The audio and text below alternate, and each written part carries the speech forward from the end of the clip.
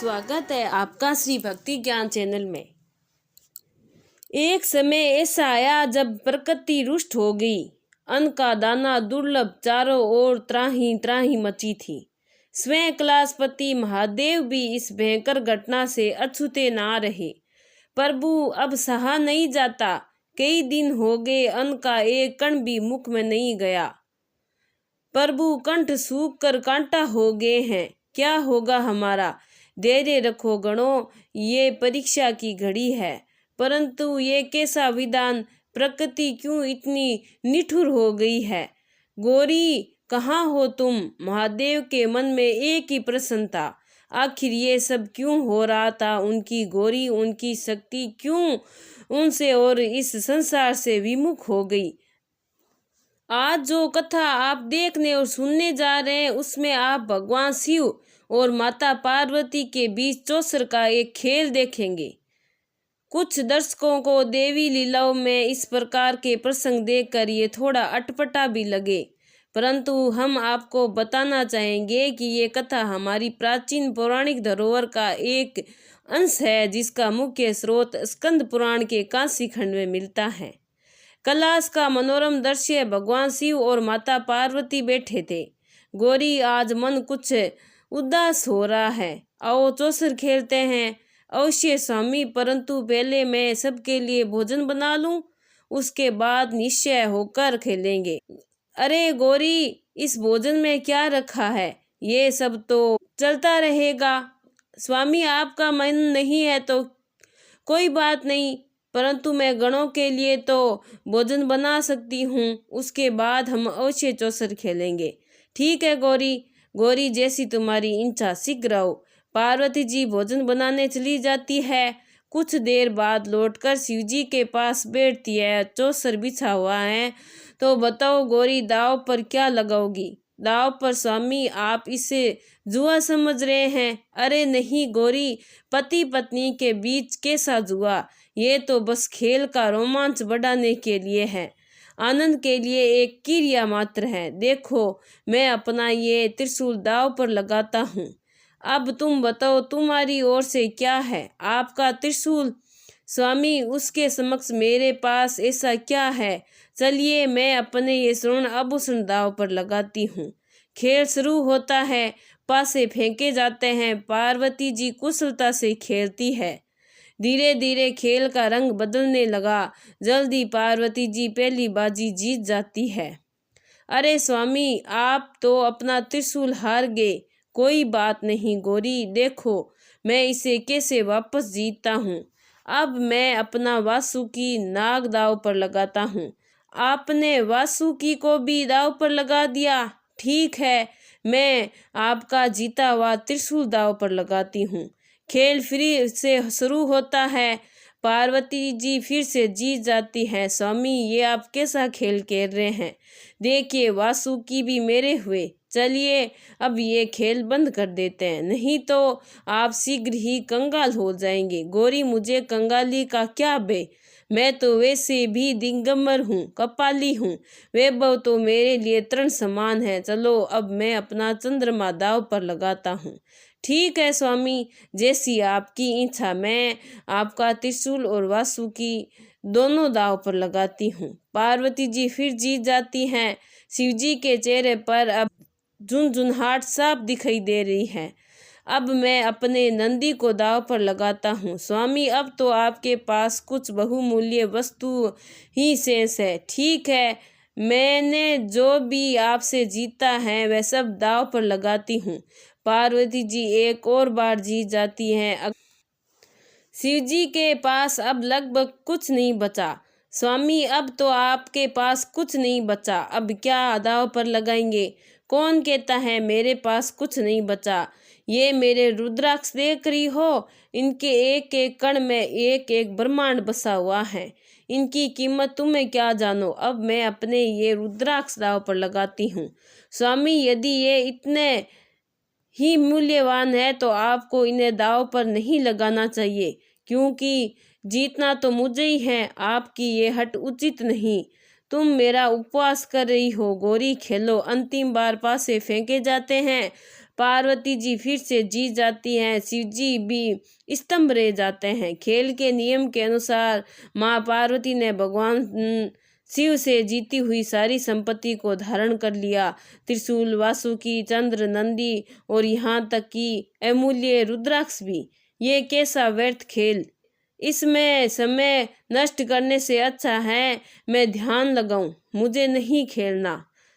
स्वामी, आप ध्यान लगाने इसलिए जा रहे हैं क्योंकि ये व्यर्थ का खेल है, या फिर इसलिए क्योंकि आपके पास अब दांव पर लगाने के लिए कुछ भी नहीं बचा?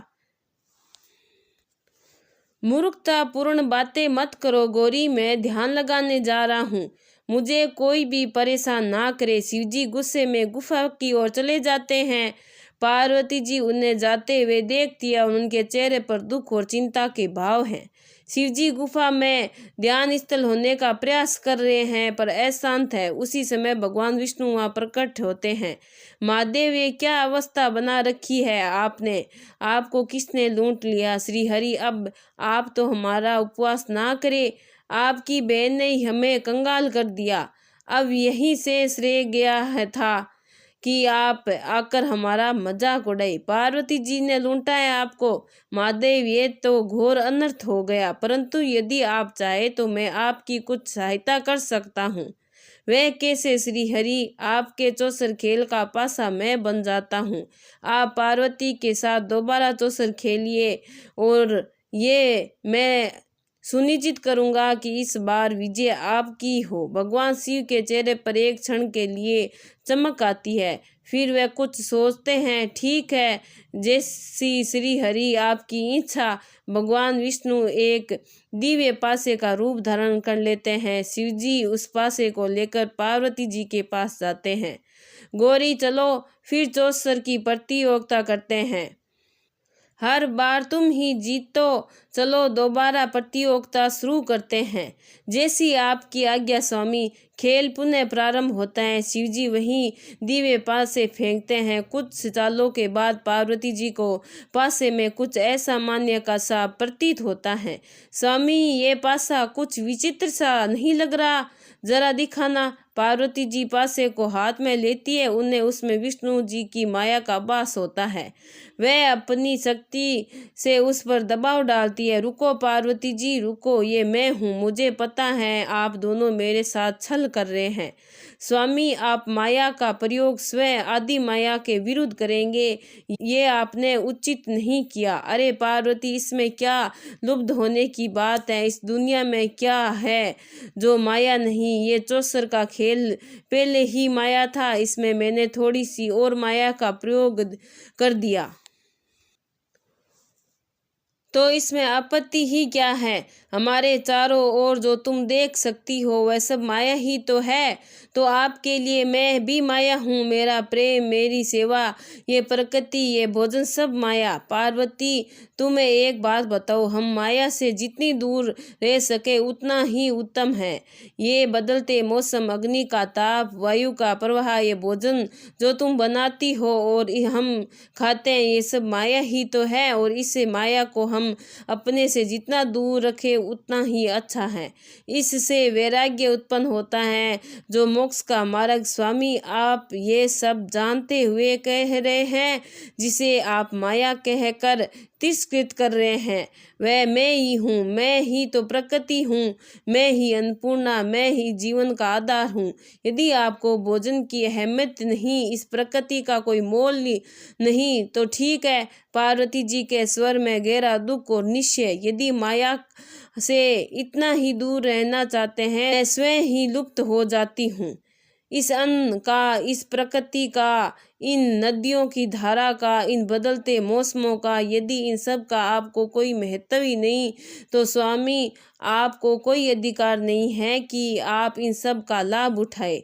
आप इनके बगैर ही रहिए। माँ पार्वती भगवान शिव के चौसर के खेल में जीती हुई सारी वस्तुएं, त्रिशूल, वासुकी, चंद्र, नंदी, रुद्राक्ष उनके चरणों में रख देती है।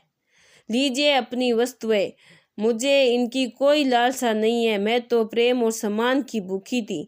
माँ पार्वती अंतर्ध्यान हो जाती है। उनके जाते ही कैलाश का सौंदर्य फीका पड़ने लगता है।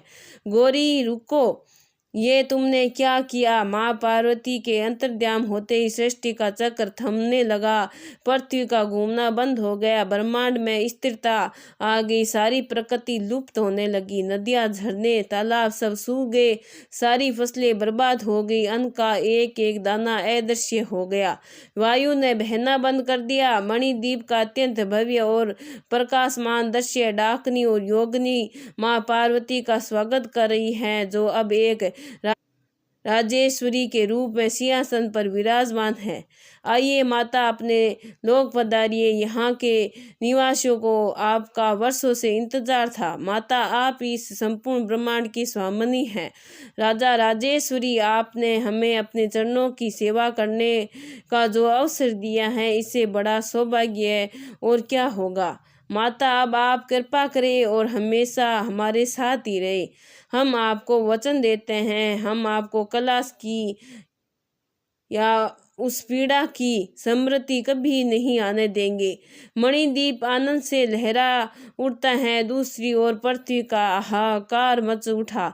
लोग भूख प्यास से तड़प रहे हैं। हे भोलेनाथ, हम बहुत भूखे हैं, हमें अन्न चाहिए। हे प्रभु, हमें बता दीजिए माँ पार्वती कहाँ है? वहीं तो हमें भोजन बनाकर देती थी, उनके बगैर नहीं जिया जा रहा। हे प्रभु, हम मर जाएंगे। मत रो, वो कहाँ से लाऊं पानी? दूर दूर तक जल की एक बूंद भी नहीं है। हे माता रानी, हमें पर कृपा करो, अब आप ही हमें बचा सकती हैं। माँ पार्वती अपने योग बल से पृथ्वी का ये दृश्य देखती है। उनकी आंखों में करुणा भर आती है। नहीं, मुझे अपनी संतानों की रक्षा करनी होगी। अपने स्वामी को अपना महत्व दिखाने के लिए मैंने अपनी संतानों को कितने गहरे दुख में डाल दिया।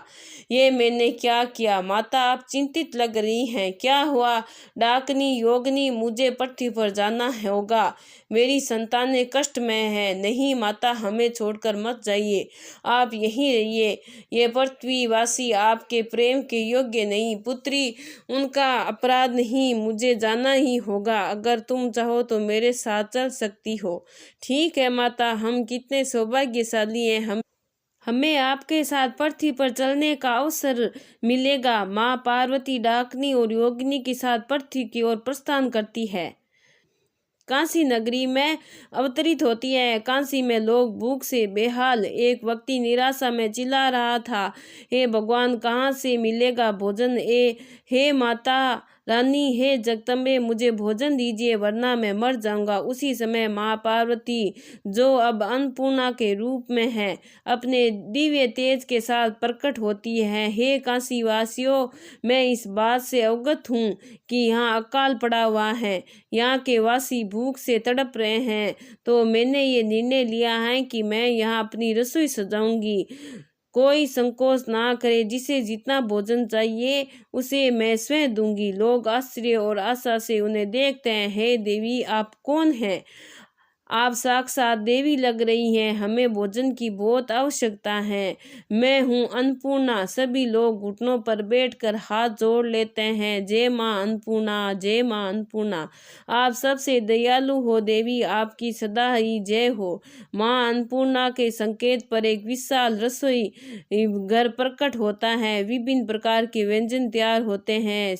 देवी से सबको भोजन परोसने लगती है। भगवान शिव और उनके गण भोजन की तलाश में भटक रहे हैं। वे अत्यंत दुर्लभ हो चुके हैं। मेरे गणों, मैं जानता हूँ भोजन के बिना तुम्हारी क्या हालत है। अब हमें भोजन के लिए कुछ ना कुछ करना ही पड़ेगा। चलो, अब हम भोजन के लिए भिक्षा मांगनी होगी। प्रभु, आप भिक्षा मांगेंगे, परंतु प्रभु, भोजन तो कहीं भी नहीं है। भिक्षा मांगने का भी क्या लाभ होगा? परंतु इसका अर्थ ये नहीं कि हम प्रयास करना बंद कर दें। चलो, शिवजी और गण दर दर भिक्षा मांगते हैं पर उन्हें कहीं अन्न नहीं मिलता। बहुत समय बाद आखिरकार उन्हें एक घर से थोड़ा सा सूखा अन्न मिलता है। हे देवी, ये तो मेरे इतने सारे गणों के लिए उपयुक्त नहीं है, कृपा करके और भोजन दे। अरे आप यहाँ क्यों भटक रहे हैं? आप काशी में देवी अन्नपूर्णा के पास जाइए, आपको जितना चाहिए वह उतना भोजन देगी। अन्नपूर्णा ये कौन सी देवी है? काशी में देवी अन्नपूर्णा की रसोई है, वहाँ जो चाहे जितना चाहे उतना भोजन कर सकता है। देवी अन्नपूर्णा बहुत ही चमत्कारी और दयालु है, वह ही हमारी माता है, हमें सदैव उनकी आभारी रहेंगे। चलो गणों, काशी चलते हैं, वहाँ कोई देवी आई है जो सबको भरपेट भोजन करा रही है। चलो देखते हैं क्या चमत्कार है। उन्हें देवी का भरपेट भोजन हम तो उसके लिए तरस गए थे। चलो चलो काशी चलते हैं। सभी जय मां अन्नपूर्णा के जयकारे लगाते हुए काशी की ओर चल पड़ते हैं। शिवजी और गण थके हारे काशी पहुंचते हैं। वह एक भव्य भवन देखते हैं जहां से दिव्य सुगंध आ रही है। शिवजी और गण उस भवन में प्रवेश करते हैं। अंदर का दृश्य अद्भुत है। मां अन्नपूर्णा स्वर्ण सिंहासन पर बैठी है और भक्तों को स्वयं भोजन परोस रही है। उनका दिव्य रूप और तेजमयी है। शिवजी की दृष्टि उन पर पड़ती है और वह एक क्षण के लिए ठिठक जाते हैं। उन्हें आभास होता है कि ये तो पार्वती है। गौरी, तुम यहाँ इस रूप में माता, पता नहीं ये कौन कपाली अपने गणों के साथ आ गया है। आप कहें तो इन्हें दूसरी राह दिखा दूं। इनके सारे गण अस्वस्थता फैला रहे हैं। नहीं नहीं डाकनी, ऐसा मत कहो पुत्री, ये सब भी हमारी ही संतानें हैं। उन सब को मेरे पास भेज दो। पता नहीं कब से वे भोजन के लिए तरस रहे होंगे। भगवान शिव धीरे धीरे मां अन्नपूर्णा के समीप पहुंचते हैं। उनकी आंखों में पश्चाताप और दीनता का भाव है। वह भिक्षा पात्र आगे करते हैं। भिक्षा दही पार्वती मां अन्नपूर्णा के चेहरे पर एक हल्की सी मुस्कान तैर जाती है। वह शिवजी को देखती हैं। स्वामी, ये तो मेरे स्वामी हैं। अरे माता, ये आप क्या कह रही हैं? आपके स्वामी? ये तो कोई साधारण भिखारी प्रतीत होता है। नहीं योगिनी, तुम मैं नहीं समझोगी, केवल उन्हीं ही ज्ञात है। मैं पार्वती हूँ। मेरे स्वामी आ चुके। हे देवी, भोजन प्रदान करे। स्वामी, अब आपको भोजन का, इस प्रकृति का, आया का महत्व समझ आया। अवश्य गौरी, मुझसे भूल होगी। मैंने तुम्हारे और इस सृष्टि के महत्व को समझने में देर कर दी।